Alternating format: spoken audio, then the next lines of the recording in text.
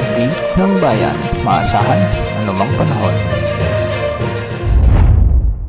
Magandang araw po sa ating lahat. Narito na ang update sa lagay ng ating panahon ngayon at sa magiging lagay ng ating panahon sa susunod na 24 oras. Sa kasalukuyan ay nakakaapekto pa rin ang malamig na northeast monsoon sa northern at central Luzon, samantalang easterlies ang nakakaapekto sa nalalabing bahagi ng ating bansa. May intertropical convergence zone din na nakakaapekto sa ilang bahagi ng ating kapuluan.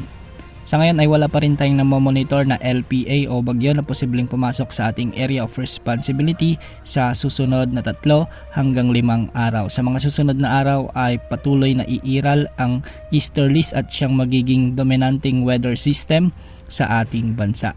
Dahil nga sa umiiral na intertropical convergence zone ay asahan ang maulap na papawiri na may mga kalat-kalat na pagulan at kasamang thunderstorms sa may southern Palawan, sa may Basilan, Sulu at Tawi-Tawi. Pinag-iingat natin ang ating mga kababayan dito sa banta o posibilidad ng mga biglang pagbaha o pagguho ng lupa, lalo na kung may mga katamtaman at minsan ay malalakas na pag-ulan. Dahil naman sa umiiral na northeast monsoon o amihan ay magiging bahagyang maulap hanggang sa maulap din ang mga kalangitan na may mga kasamang isolated light rains o kalat-kalat na mahihinang pag-ulan sa bahagi ng Metro Manila, Ilocos Region, Cordillera Administrative Region, sa may Cagayan Valley kasama na ang Central Luzon.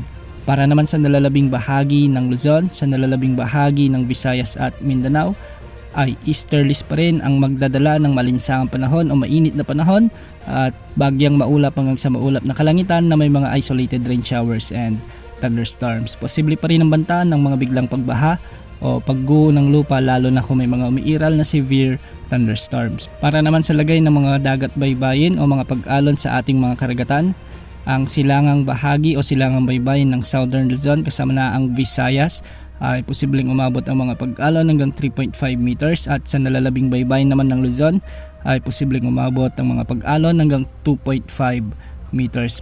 Sa nalalabing baybayin ng ating bansa naman ay patuloy na makakaranas ng katamtaman ng mga pag-alon o hanggang 2.5 meters ang mga karagatan dito.